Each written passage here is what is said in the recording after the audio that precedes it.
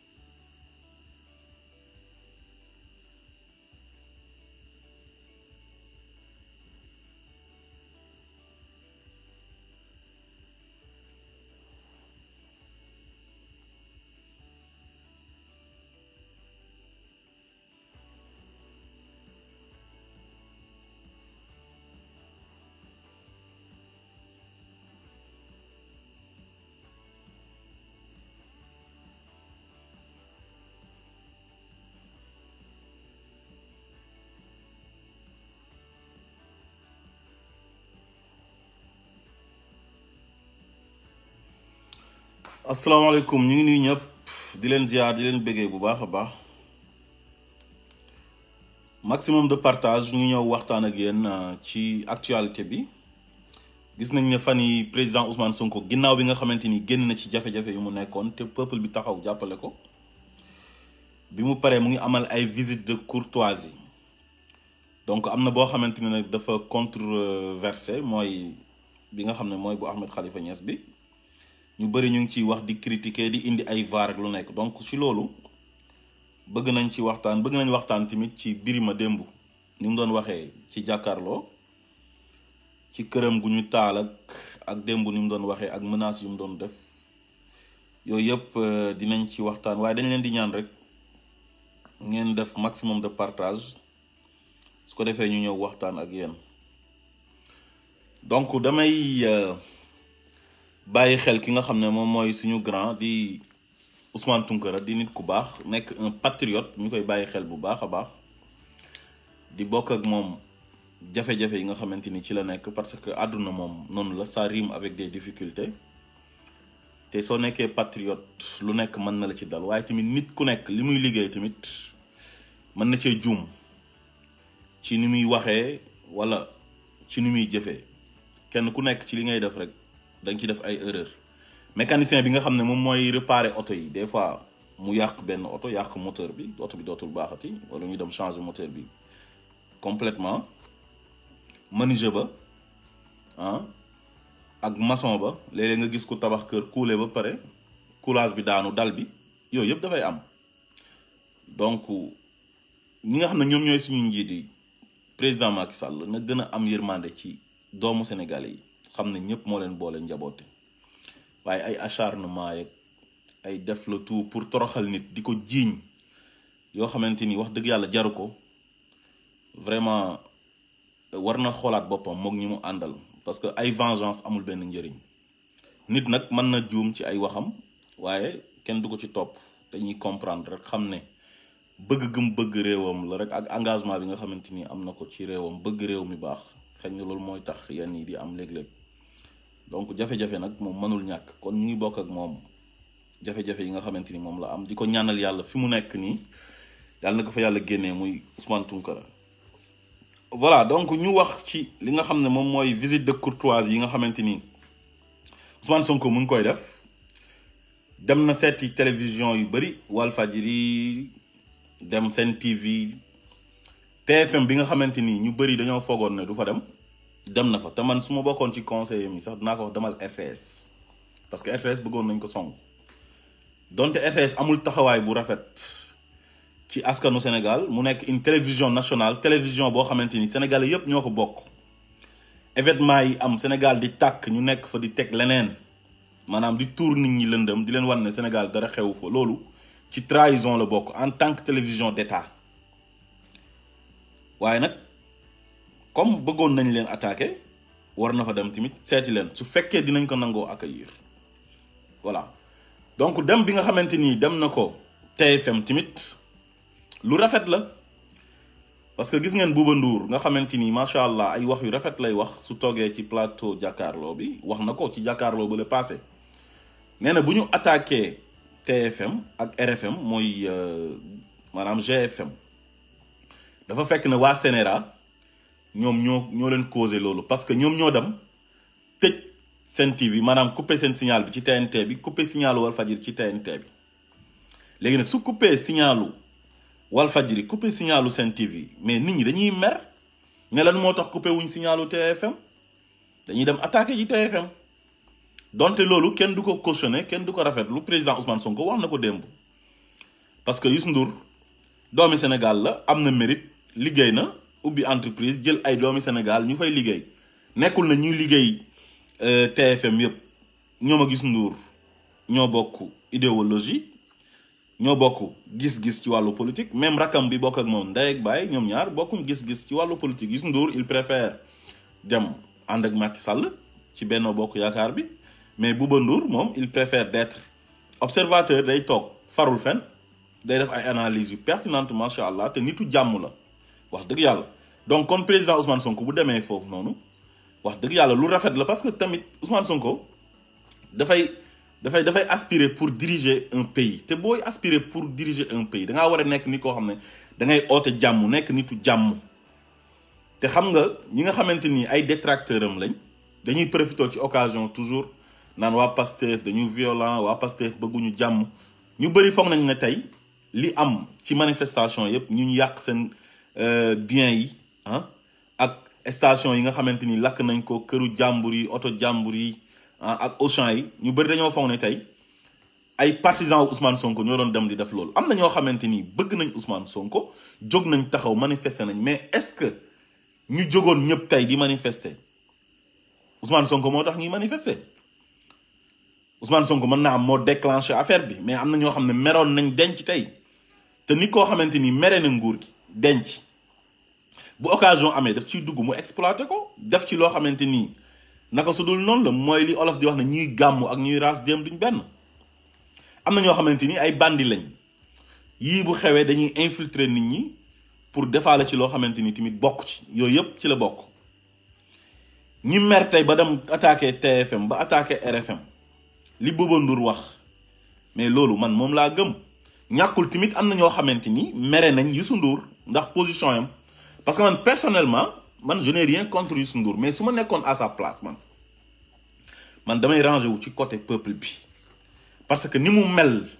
yëpp peuple bi moo ko def peuple bi ñoo ko propulsé ba mu mel ni mu mel tey parce que bi muy commencé métti woon na lool ci ay affaire ci ay disque lañ commencé woon ay 33 tours sénégalais yi di ko jënd di ko bégee muy tëgg soirée sénégalais yi di dem di jënd ay ticket di dugg ñuy dem ba cassette génn même chose man je me rappelle bi ñu nekkee Kaolack nekk xale dañ doon dem marché central ci Pakala mais bu album génnee bu Youssou Ndour wala Thione Seck wala Omar Pène wala Ismaël Lo gars yi dañuy rang nii di jënd cassette yi 1000 francs ñii di jaayee ay 1200 donc kon sénégalais yi yàgg nañ sonn ci Youssou Ndour di ko dimbale te xam naa ne moom tamit war na xam loolu ñuy dem di dem ba muy génn di def ay concert comme Bercy au niveau international les sénégalais de la diaspora ñoom ñooy jógee ko partout ci différents pays ñëw Bercy feesal ko jënd ay ticket mu ubbi groupe de médias groupe de communication rajo am fa télé am fa nit ñi di indi seen ay publicité ci rajo bi journal bi ñu fay def insertion publicitaire di ko fay télé ba ñu fay yóbbu ay publicité kon Youssou Ndour ak sénégalais yi yàgg nañ te sénégalais yi yàgg nañ jàppale Youssou Ndour donc bu demee nag ba jël benn position ci un président boo xam ne tey dafa falu li mu digaale woon ak sénégalais yi defu ci dara dafa trahir sénégalais yi Youssou Ndour waroon rangé wu ci côté peuple bi en tant que porteur de voix bu demee rangé wu ci Macky Sall di def lu ko neex Youssou Ndour noppi mais qui dit rien consent dafa mel ni kon moom ànd na ci luy Macky Sall di def te li Macky Sall di def 80% des sénégalais wane nañ ko ci manifestation yi nii 80% des sénégalais ànduñ ci luy Macky Sall di doxalee parce que il a trahi la nation ci ay waxam ci ay jëfam donc kon Youssou Ndour warul gis Macky Sall di def naka sudul noonu mu noppi parce que bu noppee rek dafay mel ni moom ànd na ci daf koy cautionné donc loolu mën naa am bokk na ci lu tax nit ñi mer ba attaqué këram ba attaqué TFM ak RFM donc président Ousmane Sonko nag daal li ko war mooy amul fenn foo xamante ni tey dafay am xàjj ak seen li ko war mooy tëddee njaaxaanaay ñun président bu mel noonu lañ soxla mais pas président parti président boo xamante ni APR moo lay fal nga dem féeteeg waa APR askan wi la fal peuple boobu nga jël leen def leen ay ennemis parce que ànduñoo ak yow te Ousmane Sonko comme dafay aspirer pour jiite réew mi c'est normal mu dem seeti ji waa TFM bi mu fa jógee dem na seeti ji Ahmed Khalifa Niass donc Ahmed Khalifa Niass mag la du xale jamono ji si je ne me trompe pas war na am 75 ans parce que 1946 la judd donc kon kooku du xale taawam moo mag Ousmane Sonko am na d'ailleurs sax benn doomam boo xam ne moo Ousmane Sonko ñoom maase démb moom mi ngi koy wax Ousmane Sonko mi ngi koy wax yàgg na attaqué Ousmane Sonko ci wàllu politique di ko attaqué da ngaa sàcc sama parti lu nekk wax na ko Ousmane Sonko benn yoon la ko mas a tontu mooy bi mu demee woon Kër Massar mais nag ci politique tamit nit des fois bu la attaqué mais da ngay répliquer da ngay tontu mais tontu bi l'essentiel na am yar ak teggin bul saaga bul xaste mais moom lu ko Ahmed Khalifa attaqué yépp benn yoon la ko mas a tontu léegi mu dem seeti Ahmed Khalifa Niass gars yi dem génnee VAR bi naan Ousmane Sonko VAR nañ ko da doon attaqué Ahmed Khalifa Niass léegi dem na seeti ji ko mais est-ce que su fekkee ne yow nit ki da ngeen a ñàkk bokk gis-gis ci wàllu politique dafay tax mu nekk sa ennemi mais du Ahmed Khalifa Niass nekkul ennemi Ousmane Sonko. Ahmed Khalifa tey bu nekkoon ci administration bi di liggéey retraité na depuis yàgg na ku am 75 ans mooy ne yow def nga 15 ans de retraite kon Ahmed Khalifa Ousmane Sonko dem nuyu ji ko est-ce que ça veut dire que dafay collaborer ak moom est-ce que Ahmed Khalifa attaqué Ousmane Sonko fayu est-ce que loolu dafay tax Ousmane Sonko jàppee ko comme noonam mais nit mën na juum daf erreur ba mu yàgg mu rectifié wu Ahmed Khalifa daan na attaqué Ousmane Sonko politiquement la ko daan attaqué Ousmane Sonko tontu ko benn yoon Kër Massar politiquement wax ji jeex Ahmed continué di ko attaqué Ousmane Sonko mosul tontu léegi nag mu nekk ci ay jafe-jafe Ahmed dem ba reconnaître ne Ousmane Sonko mii dañ koy néewal doole mu ne ku ko bëgg a tëj néewal ko doole ma jaay la sama bakkan bii mais kooku kon xëy na dafa juumoon ci Ousmane Sonko léegi rectifié wu na ah mais da ngeen bëgg Ousmane Sonko continuer di ko def noonu na du ko seeti ji mais il faut mu am benn reconnaissance lan ngeen bëgg laay laajte Ousmane Sonko jël Sénégal yëpp def leen noonu ñu ko contre ñëpp mu def leen noonu mais affaire bi du noonu da ngeen defoon ne yéen Macky Sall nu muy doxalee noonu la Ousmane Sonko war a doxalee affaire bi du loolu nit ki ñëpp mën nañoo ànd ak yow yonent bi ñëpp ànduñu woon ak moom yàlla am na ñoo xam ne instant bii gëmuñ ko nee nañ yàlla amut ay athée lañ mais Ousmane Sonko Sénégal moom dafa jàpp na ñëpp ay mbokkam lañ man nga wax ne man ak Ousmane Sonko bokkuñ gis-gis ci wàllu politique mais warul leen nekk ay noon ñaari nit dinañ bokk ndey ak baay kii bokk APR kii bokk PASTEF te terewul ñoo bokk ndey ak baay ñooy toog di añandoo di naan attaaye waa PASTEF am na ñoo xam ne am nañ ay xarit APR waa APR am na ñoo xam ne am nañ ay xarit PASTEF donte am na waa APR yoo xamante ni dañoo jël Ousmane Sonko def ko ennemi te Ousmane Sonko warul nekk seen ennemi tey Ousmane Sonko masul génn ba attaqué personnellement dugg ci vie privée Mamour Diallo wala mu dugg ci vie privée Alioune Sall wala mu dugg ci vie privée Macky Sall jamais du ngeen ko dégg seen gestion lay attaqué parce que loolu ñun ñëpp ñoo bokk réew mi Ousmane Sonko bu gisee ñu jël xaalisu Sénégal luubal ko def ko fuñ ko warta def mais moom son droit en tant que patriote mooy mu taxaw mu dénoncer ne sàcc nañ xaalisu Sénégal su ci amee ay information yu wér te wóor mu jaral ko mu dem tribunal porter plainte mais kooku c'est un patriote jotewul ak dara Alioune Sall personnellement ci Alioune Sall lu muy dund vie privée mag Mamour Diallo vie privée yoonam nekku ci mais li ñu bokk muy réew mi ku ci def loo warte def naka sudul noonu mais daf la war a attaquer Ahmed Khalifa Niass tamit mën na di attaqué Ousmane Sonko di ko attaqué ba mu yàgg mu xam ne Ousmane Sonko mii kat maa ngi koy attaqué waaye li ma foogoon ci moom amul. gis na ne tooñ nañ ko mu ñëw ne am Ousmane Sonko dañ ko bëgg a tooñ sànq ko dugal ko ci kaso bi te loolu duma ko nangu te pourtant kenn sexalu ko lem bu muy def loolu noonu te bu fekkoon ne tey jii bu fekkoon ne tey Macky Sall day waxtaan ak moom ci affaire Ousmane Sonko wala moom muy jàppale Macky Sall ci li mu bëgg dëgg ku noonu dafay bokk ci ñuy enfoncer Ousmane Sonko pour ñu tëj ko kaso mais defut loolu mais rôle bi mu joué mooy rôle lu mag. ñu bëri ñu ngi naan ay Ousmane Sonko anti système la ba pare di dem di collaborer ak les gens du système mais système pratique la gars yi dañoo war a xam ne système pratique la exemple bu ma leen mën a jox tey mooy ñi nekk bitim réew tey si diaspora bi yëpp moo xam États-Unis moo xam Europe fu mu mënti nekk wala Canada est-ce que ni nga doon comporté woo Sénégal boo ñëwee fii noonu ngay comporté woo donte ni ngay comporté woo Sénégal waroo kaa comporté woo mooy nga naan sa benn boisson canette sànni ci mbedd mi wala nga dem ba ci yàgg nga taxaw ci mbedd mi di saw wala ngay dawal sa oto di def lu la neex vitesse bu la neex nga daw parce que amul ay appareil yoo xam ne daf lay flasher daf lay photo pour après ñu defal la verbalisation yónnee la ko sa kër nga fay mais boo ñëwee Europe doo def loolu parce que boo ko defee xam nga lu la ciy fekk. am na yu bëri yoo xam ne nit mu ngi nekk Sénégal di ko def tey te dara du ko ci fekk mais fii ñemewu kaa def parce que bu ko defee dafa am ay sanctions yu ko ciy fekk loolu la ñuy wax système. léegi Ousmane Sonko tey mu nekk anti système est-ce que dafay tax moom mu ne dafay noonoo ñi nga xam ne ñoom ñoo bokk ci système bi mais ñoom nekkuñ ay noonam mais pratique bi la àndut ak ñoom mais ñi nga xam ne ñooy les gens du système. ñooñu Ousmane Sonko joteewul ak ñoom dara mais seen doxalin ak façon bi ñuy diriger réew mi façon bi ñuy gérer réew mi loolu mooy système bu bon bi loolu mooy mauvais système bi mais système bi nekkul ne Ahmed Khalifa Niass la nekkul ne Macky Sall la nekkul ne Moustapha Niass la nekkul ne Aminata Mbengue Ndiaye la wala keneen ak keneen mais ni ñuy doxalee loolu mooy système bi te Ousmane Sonko àndul ci ni ñuy doxalee moo tax mu nekk anti système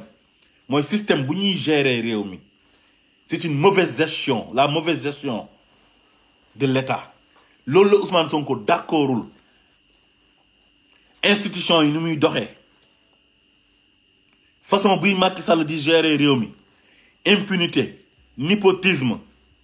corruption l'homme qu'il faut à la place qu'il faut duñ ko def mais affaire partisan la da ngay bokk APR ñu jox la poste bi parce que yow APR nga bokk poste politique lañ la jox te pourtant mën nañ ko jox koo xam ne moo ëpp compétence fuuf waajooju di militer ci APR te bokkul APR parce que sénégalais la ñuy jox ko institution yi exécutif bi président bi moom la am droit gérer yem ci di nommer à tous les postes civils et militaires assemblée nationale dañoo war a am seen indépendance su bopp donte président bi moom moo fa am majorité mais ñoom waruñoo nekk député wu président bi mais député peuple bi la ñu war a nekk bu président bi dafay benn projet de loi boo xam ne pour propre intérêt la dañoo war a taxaw bañ ne ko non mais façon bi ñuy tànnee député muy liste nationale bi mode d'élection bi moo baaxul tey jii Ousmane Sonko bu ñëwoon loolu mën nañ kaa réformer dindi ko nga xam ne ku nekk da ngay dem sa dëkk ñu falee la foofu nga nekk député Kaolack wala député Ziguinchor wala Matam soo ñëwee représenté waa Matam foofu noonu di leen kaasal seen ay droit justice bi dafa war a am indépendance cordon ombilical bi nekk diggante justice ak exécutif bi ñu dagg ko président bi jarul muy présider conseil supérieur de la magistrature di nommer ay magistrats yam pour ñu koy defal sale boulot di ko éliminer ay adversaires politiques yooyu yëpp c'est un problème procureur bi ñu xool nuñ koy tànnee parquet bi ñu xoolaat ko bu baax a baax ba nga xamante ni tey askan wi dafay nekkal mais du fa nekkal président de la république tey procureur day am ay dossiers yoo xamante ni tey pour mu autosaisir aussi il faut président jox ko ndigal am na ay dossiers yu nekk ci table am yoo xam ne président moo koy wax na ko bàyyi ko foofu bu ko jox benn juge d'instruction mais loolu baaxul ci réew injustice lay indi te injustice boobu noonu moo dem tey ba Sénégal naroon na tàkk tey ñu naroon dem ci kawo parce que injustice boobu dafa yàgg ci xolu doomu aadama yi ñu def ko ci te loolu dafa yàgg ci Sénégal li ko dalee ci Senghor Abdou Diouf Ablaye Wade ñu xeex ko 2011 Macky Sall bokkoon ci ñu koy xeex ñu jàpp ne bu ñëwee loolu dootul amati mu ñëw delloowaat ñu foofu mais loolu moo métti Sénégalais yi ba Sénégal explosé xam nga jël sa goro jox ko ministère di ko jox ay budget pandémie bi ñëw nga jox ko 1000 milliards ne ko séddaleel denrées de première nécessité mu def ci lu ko neex ñu convoqué ko OFNAC mu ne du ma dem mu wax sax ne bu ma OFNAC convoqué du ma dem mais loolu ci lan la bokk ci népotisme la bokk heure bu defee remaniement dina ko changel ministère mooy ne waa ji xamul dara dama yàlla baal mais du ko dàq mukk ci gouvernement bi lu tax mais bu nekkee sa goro bu compétent wul mais jëlee ko fa nga teg ko keneen mais nag soo amee goro boo xam ne am na compétence mérité pour nga teg ko ci benn poste mais nga teg ko fa te pourtant loolu dañ ko doon reproché Ablaye Wade ci doomam ne Ablaye Wade dafa jël doomam jox ko super ministère loolu ci népotisme la bokk bañ tuddee woon Karim Wade ne moom mooy le ministre du sel et de la terre jox ko ANOCI mu gérer ay milliards organisation OCI bi 2007 waroon na rendre compte sénégalais yi si la ko Macky Sall ooy woon assemblée nationale gars yi ñëw dal ci kaw mais Ablaye Wade tey luñ ko mënti jiiñ tey ci wàllu impunité mais li Macky Sall di def moo gën a pire lu Ablaye Wade doon def ci wàllu impunité laa wax mooy dóor doom làq doom Modibo Diop Ablaye Wade la àndaloon ñu joxoon ko ASER agence de l'électrification rurale mais tëj nañ ko kaso ci Ablaye Wade Condé Togna tëj nañ ko fi kaso Ibrahima Condé Togna am na ñeneen ñoo xamante ni tëj nañ leen fi kaso Idrissa Seck bi mu amee ak Ablaye Wade problème ay nit ñoo ko ci dugal na ko jiiñ ko ay atteinte à la sûreté de l'État dugg na kaso mais Wade après xam na ne ci ay erreur lañ ko dugaloon te bi mu génnee nekk na candidat en 2007 Macky Sall bokk ci victime yooyu nga xamante ni dafa am ak Karim Wade problème doomi président bi ay nit ñëw si nopp président bi naan ko yow kii daf lay défier sa doom bi lay toroxal ak li nga ko def yëpp li nga ko defal yëpp xam nga Ablaye Wade tamit nit rek la mais mu vengé wu te vengeance boobu nekkul vengeance bu garaaw lan moo fa am loi Sada Ndiaye moo fa am mooy Sada Ndiaye dafa proposer benn loi assemblée nationale ne léegi président de l'assemblée nationale dañu koy renouveler par 1 an poste présidence bi léegi nag Macky Sall xam ne ñu ngi koy commencer di ko bundu xatal après nag pousser ko à la démission mu démissionner mais ñooñu tey ñëwaat nañ ci Macky Sall ñi doon jaxase Macky Sall ak Ablaye Wade ñoom ñëpp jàmbu nañ Ablaye Wade bi Ablaye Wade daanoo daw dem ci Macky Sall te am na ci ñoo xam ne ci Abdou Diouf lañ jógee ñëw ci Ablaye Wade daanu ñu dem ca Macky Sall loolu mooy mauvais système bi loolu mooy système bu bon bu salte bu xeeñ bi loolu lay Sonko wax ne loolu moo rafetut mooy doxalin bi pratique bi mais du nit ñi moom laa leen doon wax na leen ku nekk Sénégal di def lu ko neex te dara du ko ci fekk bu ñëwee Europe bu ko defee loi bi dal ci kawam parce que dëkk yi du benn man su ma amee sama kër loi yu may tëral ci sama biir kër ga exemple ma ne bu fajar jotee képp kuy dëkk ci biir kër gi da ngay yeewu julli fajar tëddaat par force wala nga génn sama kër am naa ci droit wala nga ne heure bii bu jotee kër gi kenn du génn damay tëj sama buntu kër mais am na ay kilifa yi def loolu seen biir kër parce que ñoom moom seen kër soit da ngay d'accord ci li kilifa gi tëral ci këram loi bi mu fa tëral nga toog ci kër ga nekk fa d'accord ci mais tu quittes la maison. Ousmane Sonko bu nekkoon président tey dafay ñëw moom mooy incarner politique bi ni Sénégal di doxee moom mooy teg politique am mais yow su fekkee ci Macky Sall nga nekkoon wala nga nekkoon ci Ablaye Wade même boo ñëwee ànd ak Ousmane Sonko laa la wax de du ñëpp nag ñoo mën a ñëw ànd ak Ousmane Sonko am na ñoo xam ne ñoom dañoo tilim dañoo salte mais tey exemple boo jëlee le cas de Guirassy nekkoon na ci Ablaye Wade ministre mais kooku nekkul ni ku tilim yooyu noonu ku diñ la kenn mënul wax ne am na lum sàcc man mosuma ko dégg ci benn scandale école am la am mooy yaayam bi nekk Mermoz di daan dooleem bi nguur gi jeexee dafa delluwaat foofu ànd ak dignitéem di jàngale yore gérer école am di gagner sa vie dignement ay ñoom Thierno Bocoum tey Thierno Bocoum ci Iddi la nekkoon mais nekkul ku tilim kooku mën na liggéey ak Sonko tey bés bu Sonko nekkoon président keneen ki nu mu tuddati Aminata Lo démb Sonko seeti na ko est-ce que kooku nekk na ku tilim koo xam ne dañ naan kii warul mën a liggéey ak Ousmane Sonko nga jël ko ci ay ñoom Cheikh Bamba Dièye pourtant ci début bi ànd na ak Macky Sall nekkoon na ministre foog naa ministre de la communication mais est-ce que kooku tilim na bi mu demee ba xam ne mënta def ak Macky Sall moom dafa jógee foofu foog naa dafa démissionné sax parce que dañoo ñëw fekk ko Saint-Louis xeex ko jox Mansour Faye mairie bi il a démissionné du gouvernement. Malick Gakou AFP la nekkoon mais est-ce que tilim na tilim yooyu moom it dafa démissionné bi mu demee ba gis na Benno Bokk Yaakaar bi bokkut ak ñoom gis-gis dafa démissionné temps yii sax ñu ngi ko doon tooñ ne bëggoon na ànd ak Idrissa Seck dem fekk ji Macky Sall mais finalement mujjul am mais ñooñu ñëpp tey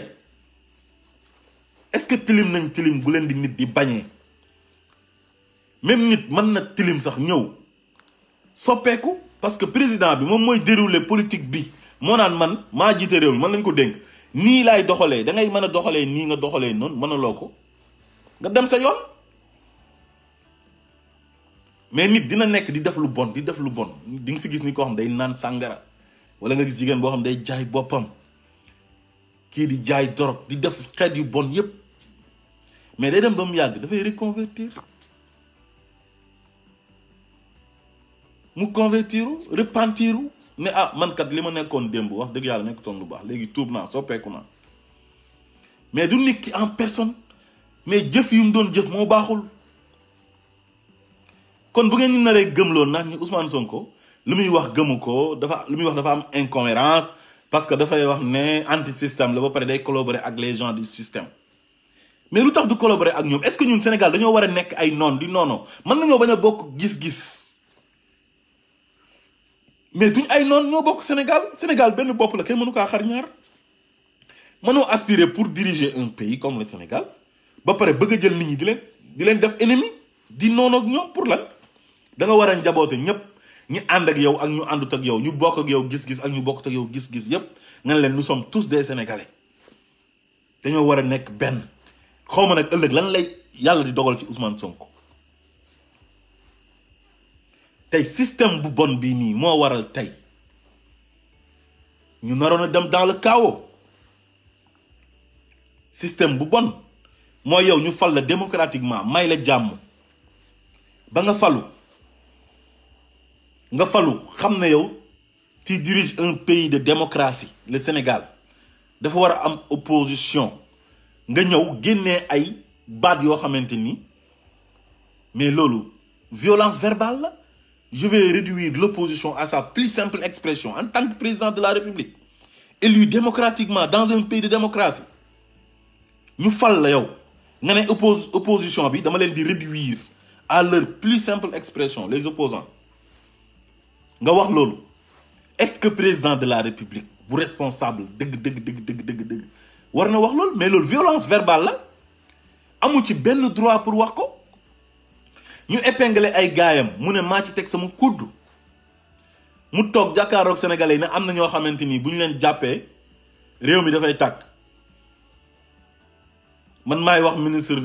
de la justice mu wax procureur ne ko mu bàyyi yooyu bu ñu leen topp ñooñu mais loolu même bu nekkee dëgg nekkul dëgg yëpp la ñuy wax, toute vérité n'est pas bonne à dire. du dëgg yëpp lañ mën a wax, dafa am yoo xam da nga koy xam di ko def ba pare nga noppi donte suñu réalité loolu am na ci. parce que bi mu jàppee Ousmane Sonko wala bi mu bëggee jaay Ousmane Sonko doole pour tëj ko kaso mais loolu feeñ na dëkk bi tuuti mu tàkk te moom foogoon na ne Ousmane Sonko bokkul ci ñooñu. moom buy wax loolu ci côté marabout yi la ko doon jëmale mooy temps yi dossier sëñ Modou Kara beeg yooyu noonu quoi ba nit ñi doon ci wax ak yooyu noonu ci moment boobu la doon wax loolu. parce que loolu avant décembre la je pense que ay novembre la woon wala ci début décembre bi.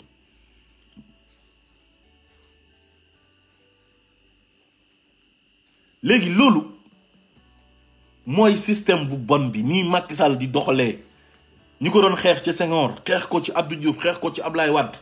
te Ablaye Wade sax moo leen tane ñoom ñëpp. léegi boo boolee Senghor boole Ablaye Wade ak Abdou Diouf ñooñu ñëpp ñoo gën Macky Sall parce que xam nga ñooñu lu may wax ci système bu bon bi nga xam ne Ousmane Sonko daf ko fi bëgg a jëlee mooy ne tey bu peuple bi nooyoon wala Ousmane Sonko nooy tey Macky Sall jël na Ousmane Sonko yóbbu ko kaso kenn waxatul Ousmane Sonko fu mu nekk nii comme ni mu defoon Khalifa Sall te pourtant Abdou Diouf Senghor Ablaye Wade ñoom bu ñu amaan problème ak seen opposant mën nañ la jaay doole tëj la ci kaso de mais da ngay génn éligible ba pare nekk électeur. mais Macky bi mu ñëwee xam nga moom lan la def ci boppam bi mu waxee ne je vais réduire l'opposition à sa plus simple expression dafa am ñum ciblé na ñii damay yàq seen àdduna dootuñ nekkati. kon kooku Senghor moo ko tene Abdou Diouf a ko tene Ablaye Wade ko tene parce que ñoon bu ñu tëjee seen opposant tamit opposant bi dina génn participer ci ay élection bu manti doon mais Macky Sall heure bu ciblé benn opposant pour tëj la kaso fu muy jëm ak yow mooy sa casier judiciaire lay yàq da lay yàqate ba nga yàqu ba yow dootoo nekk ci tus da lay toroxal mais loolu nit ku baax du def loolu nit ku soxor mooy def loolu mais loolu mauvais système la loolu dafa ëpp c'est énorme dans une démocratie. kon tey Macky Sall lu ñu doon xeex démb ak bërki démb bu fekkoon ne moom nit ku baax la wala nit ku bëgg jàmm la bu ñëwee mais situation bi ñu génn ku noonu du am dafay ñëw consolider la démocratie l'état de droit bonne gouvernance parce que loolu la doon xeex moom dafa nekk victime système bi moom donte ci système bi la bokkoon ci mauvais système bi Ousmane Sonko di wax mu ñëw ñu am yaakaar ci moom bàyyi Moustapha Niasse bàyyi Ousmane Tanor Dieng nga xam ne ñooñ bi ñuy dugg ci gouvernement Senghor boobu Macky juddoogul wala boobu liir la ñooñu ñëpp sénégalais yi bàyyi leen tànn Macky Sall gannaaw bi nga xamante ni sénégalais yi mere nañ Ablaye Wade te Macky Sall bokk na ci gestion wu Ablaye Wade def na fa 8 ans mais xooluñ loolu mais injustice ba mu fa dund ak népotisme bi ak impunité bi Ablaye Wade bu amoon ci nguuru Ablaye Wade loolu la sénégalais yi mer Macky Sall nekk ci victime ñu jàppale ko jox ko réew mi mu ñëw nag moom war a nekk nit koo xamante ni day réparer loolu yépp mais dafa indi lu gën a pire lu gën a bon léegi moom ni sénégalais yi meree woon Ablaye Wade lu ko raw lañ meree Ablaye Wade parce que manifestation yi am kaw bi ñu naroon a am mais su Ablaye Wade masul am 23 juin rek la amoon te manifestation yi Dakar rek la woon te ñi génn bëri wutoon mais bii dafa ñëw battre recordu manifestation yi fu ma sa am yépp bu 62 bu 63 bu 68 88 93 ak événement 94 yi policiers yu ñu rayoon ak yooyu ba 2011 23 juin bii nii moo battre record yépp te lan moo ko indi mooy injustice mooy ne man maay président de la république fal nañ ma waaye keneen du fi toog man maa fi toog ba doyal 2 mandats laa waxaale woon ak sénégalais yi mais damay def 3e mandat loolu la defoon ci boppam bi ñëpp dañuy ñëw ànd ak man par force kenn du ma contre ñu ne ko am nga police am nga gendarmerie teg nga sa loxo ci justice bi mën nga cee teg sa loxo parce que yow yaay présider conseil supérieur de la magistrature nekk chef suprême de l'armée loolu jay ko dofloo ko Macky mel ni ku tàggoog sagoom jàpp sénégalais yi di leen toroxal bañ na tot ku bokk ci moom lu ko neex def te dara du ko ci fekk waaye soo bokkul ci moom mais boo defee boo deful yëpp dina la provoquer pour jéem la jàpp tëj la kaso te bu la doon tëj rek génnee la sax yow nga mën a participer waat ci élection mu tane mais bu la tëjee daf naan dafa lay yàqate yow dootoo nekk ci dara te yow jotee woog moom dara mais est-ce que loolu ñun war nañ ko nangu est-ce que kuy def loolu nit ku baax nga est-ce que war nañ toog di cautionner un président de la république bu waroon na indi jàmm ji ci loxoom la war a nekk cohésion sociale bi ci loxo Macky Sall la waroon nekk moom moo ko war a incarner pour ñëpp nekk ci jàmm parce que moom mooy le président de la république tëddee njaaxaa naay yemale ñëpp sénégalais yëpp nekk benn Ousmane Sonko nekk opposant yi mu d'accord ne man dama war a am opposant Khalifa Sall nekk opposant yi mu d'accord Khalifa Karim Wade même chose même ñooñ bu ñu defee dara bu ñu leen di yóbbu justice moom yoonam waru cee nekk justice moo war a def liggéeyam ba pare jaarale leen ci yoon bañ leen a xañ seen benn droit mais comme mu ngi ko doon def muy neex mu indi fi ay parrainage éliminer fi ay gor ñoom Hadjibou Soumaré Pape Diop Malick Gakou ay Abdoul Mbaye nga xam ne ñoon dañoo présidentiable servir réew mi war a dem élection am ci droit lool mu xañ leen ko ci parrainage no du ngeen fi nekkee candidat nekk baax doola jël suñu ay carte d'identité daf ci 52 milliards ñun mënuñoo jot suñu carte d'identité ñun fépp foo xam ne favorable lu fa rek ñoon duñ jot seen carte d'identité dëkk boobu am ñoo xam ne da leen di transférer ci yeneen région pour ñu dem voter ji foofu te ñoon bindawuñu woon foofu ñi ñu defal leen ne mënu leen a voter mais loolu mooy mauvais système bi Sonko di wax ay nit ñoo koy loolu pratique la ay nit ñoo koy pratiquer élection yi ñëw mu def ay résultats préfabriqués dugal ci tiroiram buñ jonn génn ne ñoom ils vont gagner à 57% teg seen président tribunal départemental xawma tribunal kii nu mu tuddati cour d'appel Demba Kandji même tribunal départemental yëpp yu nekk dans les régions président ba ñoom ñoo koy nommé ñoom lañ fay nekkal ñoom ñëpp dañuy bokk ci deal bi pour ñu sàcc élection yi mu ñëw sàcc élection yi parce que moom dafa commencé rek amatul popularité dafa def 3 ans rek impopulaire kenn bëggatu ko Sénégalais yi commencé regretter le fait que ñu fal ko parce que xam nañ ne waa ji mënul yore réew gis nga réew yore ko dafa aajoowul ci am expérience ci wàllu gouvernement loolu du ci dara am na des fois ñoo xam ne da nga leen di dégg ñoo naan waaw Ousmane Sonko amul expérience lan mooy expérience mooy nga yàgg ci nguur enrichir sàcc ay milliards Macky Sall milliards yu ñu yore fan la ko jëlee def 8 ans ci Ablaye Wade génn di xas Ablaye Wade na Ablaye Wade baaxul est-ce que moom def na fi lu gën lu Ablaye Wade def defu fi dara lu gën lu Ablaye Wade def Ablaye Wade moo ko gën fuuf Ousmane Sonko tey bu tombé woon ak Ablaye Wade su fekkee mu nekkee opposant Macky Sall nii su fekkoon temps yi Ablaye Wade la ku noonu day am jàmm dara du ko dal day am jàmm élection jot mu participer gagner élection yi mais Macky Sall dafa naan la dama lay yàq yow est-ce que kon nit kooku bëgg na jàmm moo tax suy nit ñi di wax naan ay diw nangam événement yi nii événement yooyu noonu amoon fi mooy situation chaotique bi ñu génn nii wallahi le seul responsable mooy Macky Sall parce que affaire bi violence xam nga fan la njëkkee ci violence verbale parce que bi mu ñëwee da doon saaga opposition bi di leen xas buy wax ak Sénégalais di fëgg table force restera à la loi di menacer ku bëgg a marche mu ne la doo fi marche di jàpp ñoom Guy Marius Sagna di leen toroxal di jalgati yoon yore majorité am assemblée nationale di lever ay immunité parlementaire u jàmbur di leen jaay doole parce que ñooñu ànd ñoo ak moom bi ñooñu ñëwee ànd ak moom nag mu may leen jàmm ñoom Ablaye Baldé ñoom Omar Sarr ay ñoom Samuel Sarr Barthélemy Diaz rek moo ko tëj ci gaa yooyu ci jamono yooyu jaay fi Khalifa Sall doole Karim Wade même chose Ousmane Sonko ñëw jeunesse bi bëgg ko mu am programme boo xamante ni dafa tax jeunesse bi yëpp bëggaat politique la politique autrement le don de soi pour la patrie mu ne ko non gis nga gaayam yi génn di saaga Ousmane Sonko ay ñoom yaa xam mbay ñoom Birima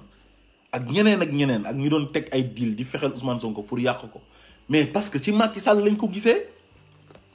bu leen Macky Sall waxoon na leen Ousmane Sonko considéré leen ko comme un opposant joteewu leen ak moom dara c'est un frère c'est un compatriote jotewuñ dara mais bokkuñ gis-gis am na droit nekk opposant su defoon loolu ci seen bopp yi mais est-ce que ñoon dinañ jéem a dem di teg Ousmane Sonko deal ba deal boobu noonu mujj exploser nekk benn bombe boo xamante ni dafa exploser naroon a taal Sénégal parce que Macky Sall la moom moo violent moo tax gars yi ni violent Birima démb yéen a ngi koy dégg mu toog ci télé bi naan lan moo tax man ñu ciblé ma ñëw sama kër bëgg ko taal kenn cautionné wul ñu taal sa kër kenn cautionné wul violence yu amoon ak saccage yi amoon kenn cautionné wu ko mais gis nga fitna moo baaxul ak tooñ yàlla daf ne wattaqu fitnatan la tusibanna allazina zalamu minkum xaassa bàyyi leen di yee fitna parce que bu ngeen yeeyee fitna mën na dem ba laal keneen koo xam ne moom yoonam nekku ci te fitna boobu laal na ay nit ñoo xamante ni seen yoon nekku ci am na ñoo xam ne taal nañ ci seen ay kër Auchan ñu lakk ko te Auchan yooyu noonu ay sénégalais ñoo fay liggéeyee mën nañoo contre concept bi ni ñu ñëwee Sénégal ni ñu négocier ak Sénégal gouvernement Sénégal ci seen ay emplacement xam nga ak façon bi ñuy defee commerce beeg yooyu noonu yooyu mën nañ ci bañ a d'accord mais nag mënuñoo bañ ay investisseurs jógee feneen ñëw investir Sénégal parce que loolu dëkk boo dem am na fa France ak États-Unis ak partout di nga gis ay yeneen nationalités yu jógee feneen ay multinationales ñëw installé wu mais dañ koy teg ci yoon ba pare nga protéger commerçant yi nekk foofu noonu nga xam ne ay doomi réew mi lañ tey jii boo ñëwee France Lidl allemand yi ñoo ko moom mais dañ koy wax ne ko fii nga am droit samp marchandise yi nii nga am produit yi nii nga am droit jaay mais produit yi amoo droit jaay ko organiser affaire bi loolu la ñu wax ci Auchan mais waxuñ ne dañoo man de personnellement contre ma Auchan te sama conviction bopp la ay sénégalais ñoo fa nekk di fa liggéey mais nag nu nguur gi négocier ak Auchan loolu lay ñu bëri di ñaawlu man si loolu laa àndut waroon nañ ko organiser pour protéger les commerçants yu nekk Sénégal ak ñi nga xam dañuy def petit commerce produit yi du ngeen ko jaay lii bàyyi leen ñuy jaay ko yéen li ngeen am droit def xam nga su fekkee biir Dakar la ñu ne noo koñ bii nga am droit def Auchan parce que koñ bële am na benn pël bu fa ubbi magasin yam di def grossiste la bàyyi ko moom mu nekk ak waa koñ boobu noonu di leen jaay xam nga France noonu lañ ko organiser Lidl du nekkul foo dem nga koy gis am na koñ yoo xam ne du fa am loolu mooy affaire bi station Total yi ñu làkk tamit ma ñëw ci Total marque française la mais nag station yi sénégalais yi ñoo ko moom dañuy dem joxe caution dañuy dem direction Total bu ñu joxee caution ñu ubbi leen station di leen fournir essence ak gasoil carburant bi ñuy jaay di jël seen bénéfice mais dañ fay bàyyi caution des millions jël ay sénégalais pompistes yi c'est des sénégalais ñu nekk ci boutique bi c'est des sénégalais déjà station yi bu ñu ko tojee toj Auchan yi mais dañuy yóbbu ñu bëri chômage ñoo xamante ni dañoo yore seen kër di dundal ay 10 personnes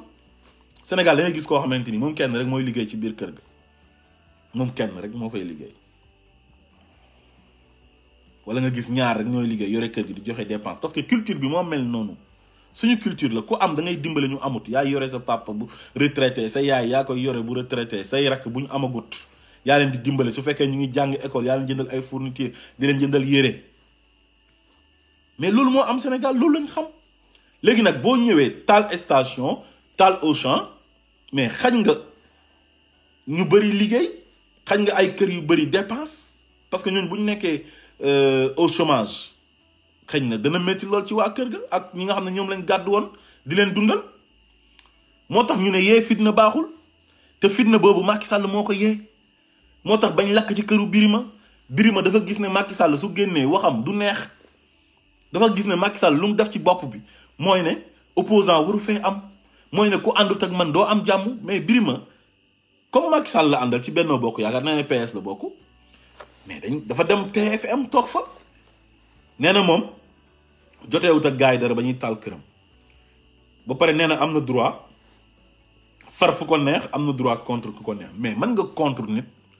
mais da ngay am ay argument yu solide ba pare sooy def sa ay analyse wala ngay contre nit nga wax dans le respect teg ko ci xam-xam mais Birima du ko teg ci xam-xam du ko teg ci respect day ñëw toog di saaga di xas Ousmane Sonko parce que moment boobu ñoom dañoo jàppoon ne Ousmane Sonko riir nii rek la am mais jaralut Sénégalais yi lii nii comme li xew li ñu génn nii dañoo foogoon ne nuñ def Khalifa Sall def ko Karim Wade noonu la ñuy def Ousmane Sonko affaire bi jàll yomb ñoom dañoo xeeboon Ousmane Sonko de xamoon nañ ne xale yi nag bëgg nañ ko ñu ngi ci réseaux sociaux yi xam nga di défendre Ousmane Sonko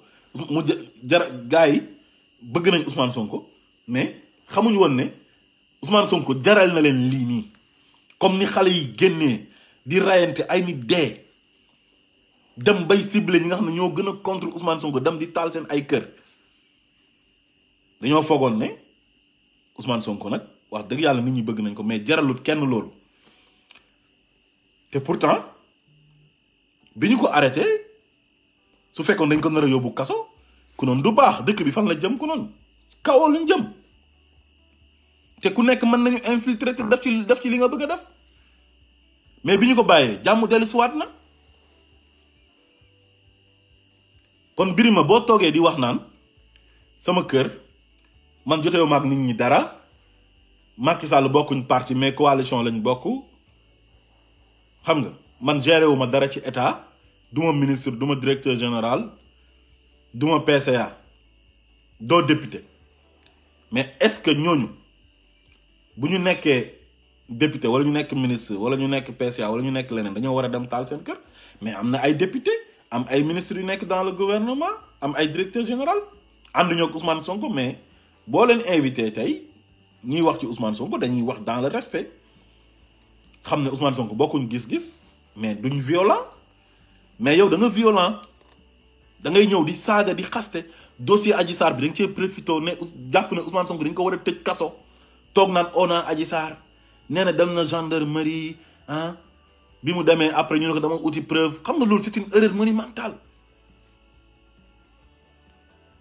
xam nga tey man mën naa ànd ak Ousmane Sonko ngay saaga Ousmane Sonko ma mën ko muñ ma jàpp ne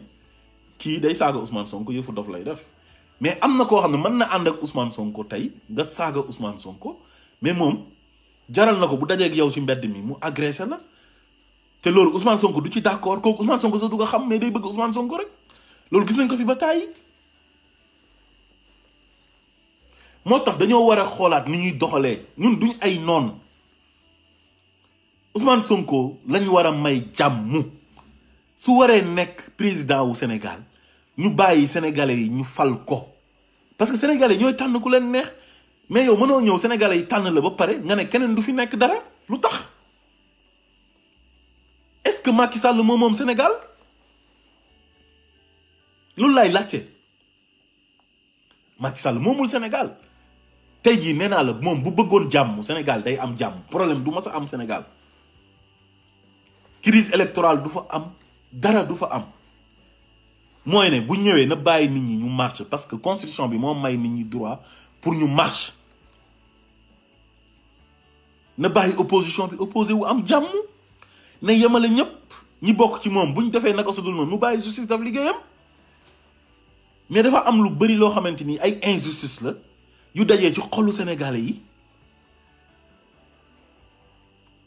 ak tooñ yi nga xamante ni mu ngi koy tooñ ay nit di leen jaay doole di utiliser police bi nga xam ne ñoo ko moom ak gendarmerie ak institution yi muy assemblée nationale ak justice bi di jaay nit ñi doole te moom moomu ko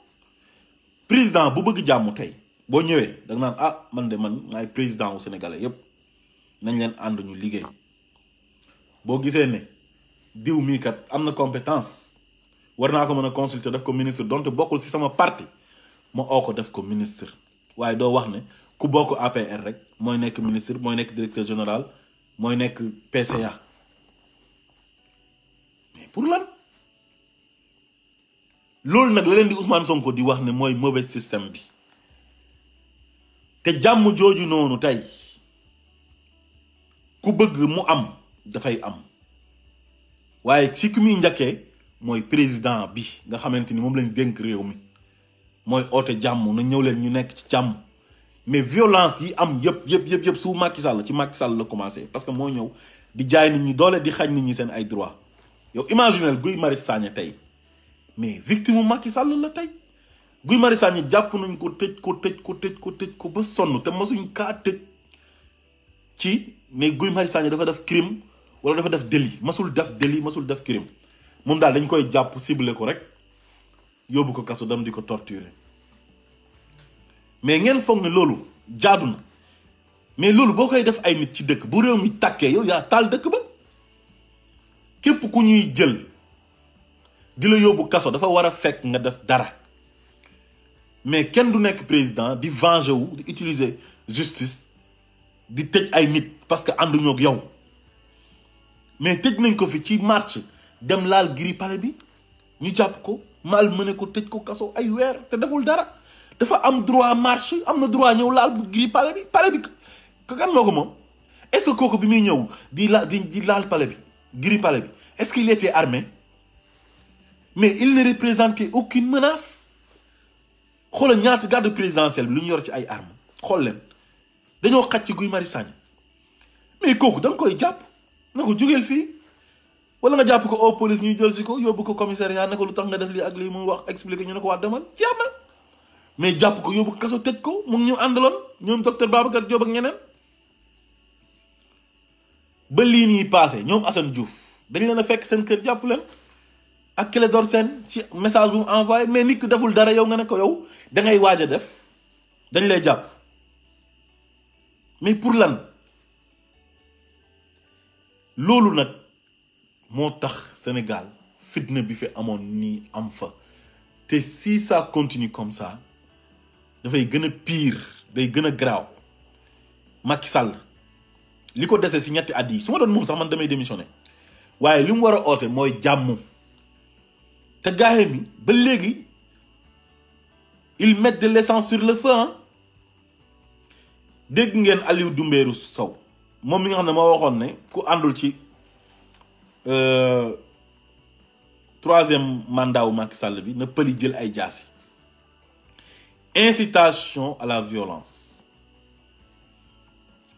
génnaat na ne si Sonko veut la guerre il l'aura génnaat na menace waat Ousmane Sonko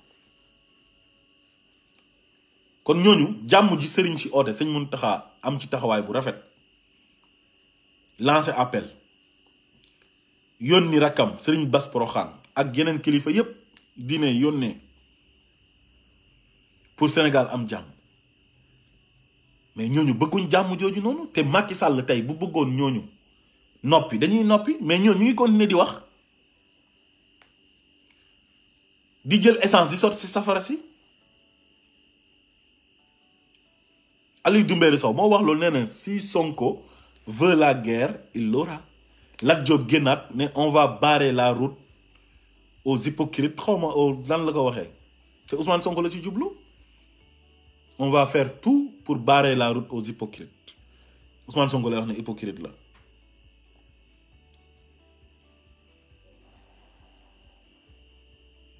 avocat bi nga xamante ni nee na dafa contre Ousmane Sonko ba pare nee na Benno Bokk Yaakaar la bokk Maître El Hadji Diouf nit ñi oote jàmm mu dem oo Adji Sarr continuer di yàq deru Ousmane Sonko te dossier boobu noonu dafa nekk en instruction te li ci gën a garaaw ci 2 poids 2 mesures bu justice bi mais naka lay benn dossier di nekkee ci instruction ñaar ñi nga xam ne dañ leen a tooñ muy Ndeye Khady Ndiaye ak Ousmane Sonko nga xam ne dañ leen a naroon a takkal tëj leen kaso Ousmane Sonko moo leen taxoon a jóg pour éliminer ko mais dañ ciy boole waa Ndeye Khady Ndiaye defaale ko ennemi parce que Ndeye Khady Ndiaye dafa wax dëgg fi dëgg ji féetee léegi ñu ne leen yéen sous contrôle judiciaire ngeen nekk du ngeen wax ci dossier bi waaye Adji Sarr moom nga xam ne moom lañ utiliser moom pour mu yàq àdduna Ousmane Sonko moom day génn moom wax ci dossier bi takkalaat Ousmane Sonko ba mu takk te ñépp xam nañ ki nekk ci gannaawam kooku dafa am une haine viscérale envers Ousmane Sonko te lii occasion la ko def pour tilimal Ousmane Sonko dem nañ ba xam ne viol bi du dëgg affaire yi fen la ñu ne léegi nañ génn takkal Ousmane Sonko traîner ko dans la boue mooy na Adji Sarr lu ñuy wax naan seytaane waxul dëgg waaye yàq na xel waaye nag malheureusement pour ñoom lu mat 1% des Sénégalais sax gëmuñ leen parce que Adji Sarr bi mu génnee ñëpp xam nañ ne lépp dañ ko planifié lépp dañ ko prémédité takkal ko ay écouteurs tegal ko benn feuille di ko bindal mais nit bu dundee benn histoire mais histoire boobu bu koy raconté jarul muy nekk di lire jarul ñu koy takkal écouteur am koo xam ne mu ngi wax ak moom téléphone ngeen gis Adji Sarr di déglu nii suñ ko posé benn question mu déglu ba pare après répondre léeg-léeg mu xool avocat ba mais est-ce que loolu jaadu na mais injustice bu nekk Sénégal dafa jéggi dayoo jël Ousmane Sonko ne ko yow sous contrôle judiciaire nga nekk doo wax ci dossier bi jël Ndeye Khady Ndiaye nga xamante ni moom témoin la wax ci aqulaay taalaayam ginnaaw bi nga xamante ni proposé nañ ko xaalis pour mu taxal Ousmane Sonko mu bañ procureur bi def le tout pour arrêter ko parce que procureur bi ci deal bi la bokk Macky Sall la àndal moom bu sañoon Ousmane Sonko instant bii nii mu ngi kaso moom parce que moom ku Macky Sall bañ moom bañ na la moom Macky Sall lay liggéeyal léegi Ndeye Khady Ndiaye nag moom mooy payer les pots cassés te moom yoonam nekku ci di ko jiiñ proxénète tëj salon yam ne ko doo sous contrôle judiciaire nga nekk doo wax ci dossier bi wax Ousmane Sonko ne ko sous contrôle judiciaire nga nekk doo wax ci dossier bi léegi nag Adji Sarr génn nag di takkal Ndeye Khady Ndiaye yàq deru salon ba ne salon ba dañuy def ay jacuzzi xawma jacuzzi la tudd xawma jacuzzi mooy piscine yu ndaw yooyu noonu di am ndox mu tàng ne ay bi mu fa ñëwee dafa changé turam xawma nan la tudd ne Ousmane Sonko daf ko wax na ko yéen da ngeen di gëmloo nit ñi ne ay ci salon de massage ngeen nekk mais nekkewu leen fi lu baax léegi li procureur bëggoon ci début ba dem jëli beneen institut de beauté boo xamante ni dañuy def ay body xawma nangam ne boobu bu Ndeye Khady Ndiaye bi la pour taxal Ndeye Khady Ndiaye léegi nag bi Adji Sarr génnee loolu la doon wax Adji Sarr bi mu génnee loolu la doon confirmer dañ na ko génnal nga gën a tilimal salon ba wane ne dañuy def ay body ak yooyu noonu wane ne Ousmane Sonko comme médecin ba dafa defoon prélèvement vaginal te gisut na yow am nga rapport ak kenn 16 heures de temps dafoo rapport ci moment boobu noonu ngay wax ne dañ la violé loolu la gynécologue bi génnee Alfousseyni léegi nag ñu ne ko boo génnee neel daf la sodomiser ci gannaaw la jaar ak yow te loolu dara amu ci loolu juste rek pour wax wan Sénégalais yi na leen Ousmane Sonko mii de day oote ne ku baax la dafa am ay vertus il est pieux fekk ku bon la day dem ci salon de massage yi nga xamante ni amul réputation bu baax day dem di tëdd ak xale yi par voie anale te loolu dara amu ci gis nañ incohérence yu ci am la mu wax gendarmerie ca PV ba ak la mu wax ci conférence de presse bi xawma point de presse boo xam ne benn organe de presse moo fa teewoon loolu yëpp dara amu ci c'est archi faux lépp c'est des allégations fen ay wax yoo xam ne dara fondé wu ci te ay nit ñoo nekk ci gannaawam di ko def loolu ñaaw loolu noonu te sénégalais yi ñoom ñoo ko décortiquer seen bopp xam ne ñii dañuy fen am na ñoo xam ne ànduñoo sax Ousmane Sonko yeneen gis xale yi tey ñu ngi def salange nekk ci internet bi comédiens yi di ko def ñëpp di ko def gis ngeen Sa Ndiogou yu mu ciy def taxawaay bu mu ci am gis ngeen Kouthia gis ngeen ñoom Zal ñoom Xëri ñoom mag bi ak yeneen xale yi nga xam dañuy nekk ci réseaux sociaux yi chaque jour ñu ngi ci nekk di toppandoor xam nañ ne kii fenkat la ñëpp ko xam te ñooñu kenn xamu ci Ousmane Sonko kenn amu ci Ousmane Sonko benn relation ak ñëpp gis ngeen Dame Mbodj taxawaay bu mu ci am bokkul Pastef mais dëgg la bëgg ah ak ñeneen tey jii mën nañu wax ne 99% des Sénégalais tey xam nañ ne affaire bi cabale politique la ay fen la jaarul ci yoon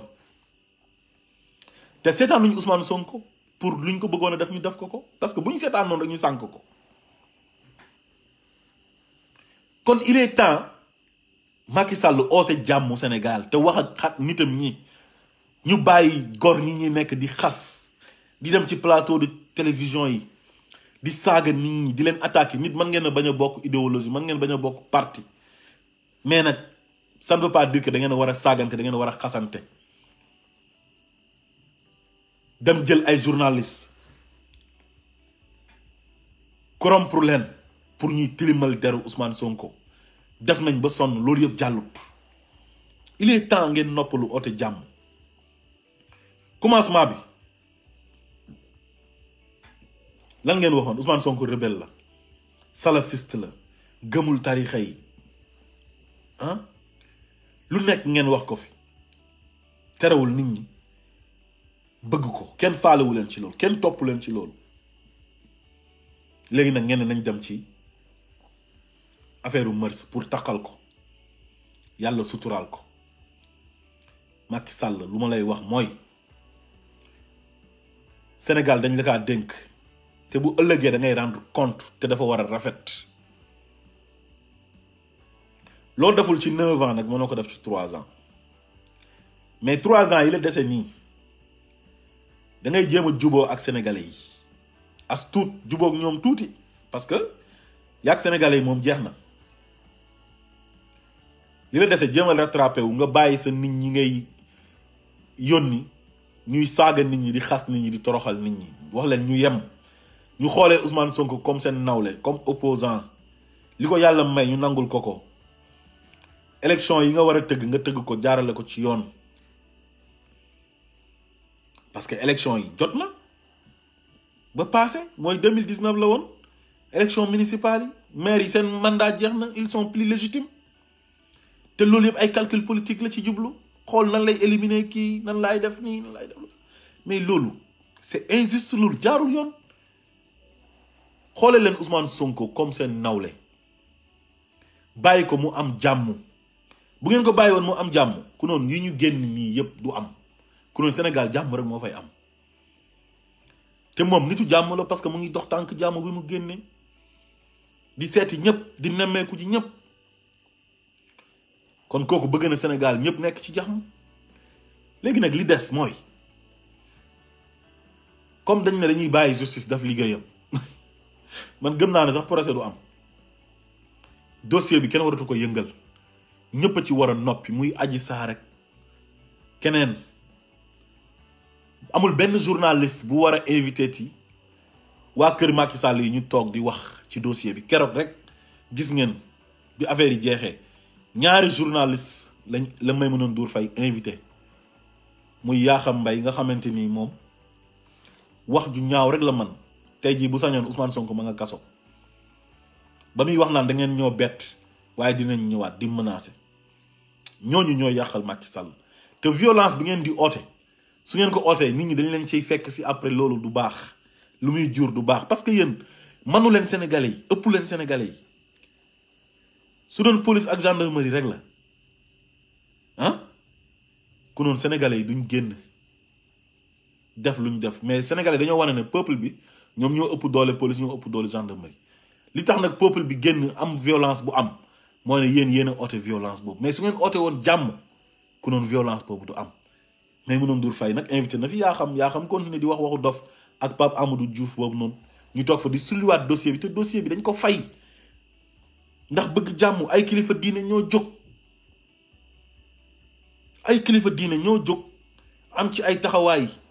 pour réew mi am jàmm, réew mi bañ a tàkk. kon nag dafa jaaduwut ay journalistes di continuer di invité ay nit ñuy soulever waat dossier bi. comme dossier bi mu ngi ci doyen des juges, nañ bàyyi justice daf liggéeyam. su fekkee ne procès sax dina am, man non-lieu laa gën a gëm.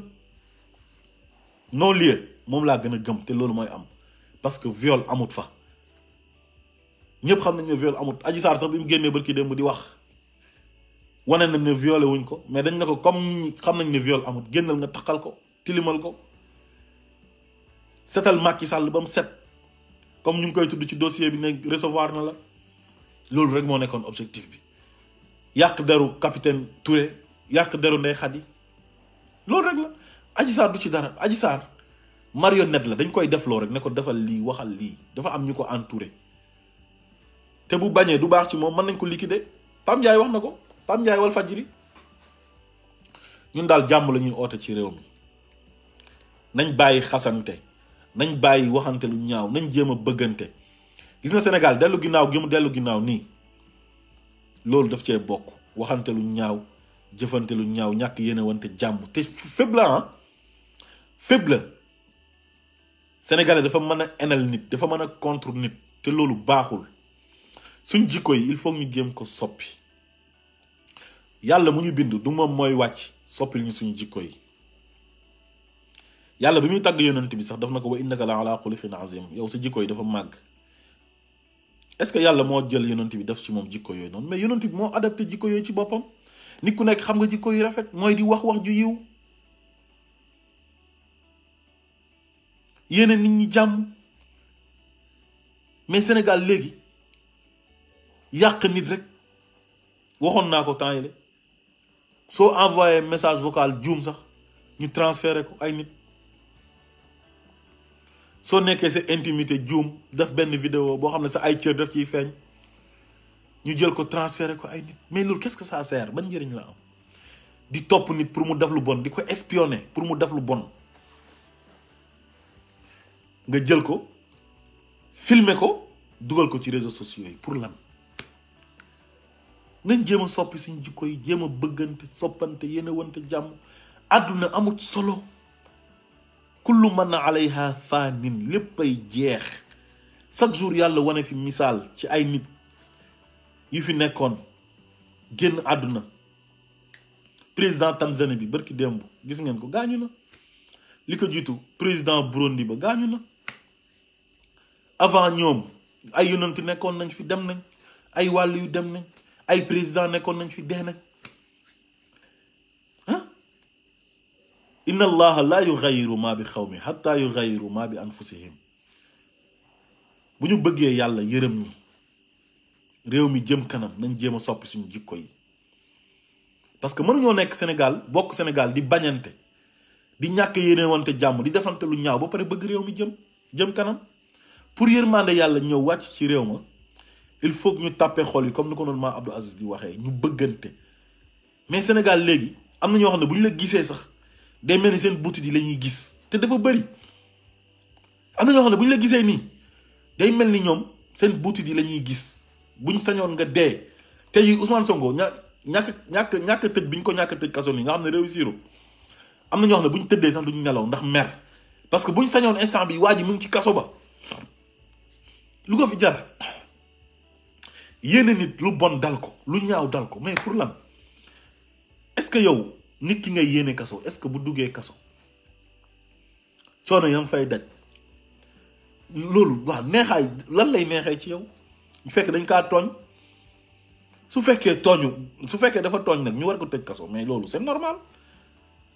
bu boobaa sax waroo ko yéene parce que boo sañoon du def luñ koy yóbbee kaso waxuma la nag koo xam ne deful dara. Nañu bàyyi suñu xel ci yàlla delloo suñu xel ci yàlla c'est très important di xalaat dee xul innal mawta allazi tafiruna minhu fa innahu mulaqikum dee gi dañuy dajeeg moom toujours. Thione Seck barki démb la génn àdduna bi muy dem lan la fi bàyyi kër gu rafet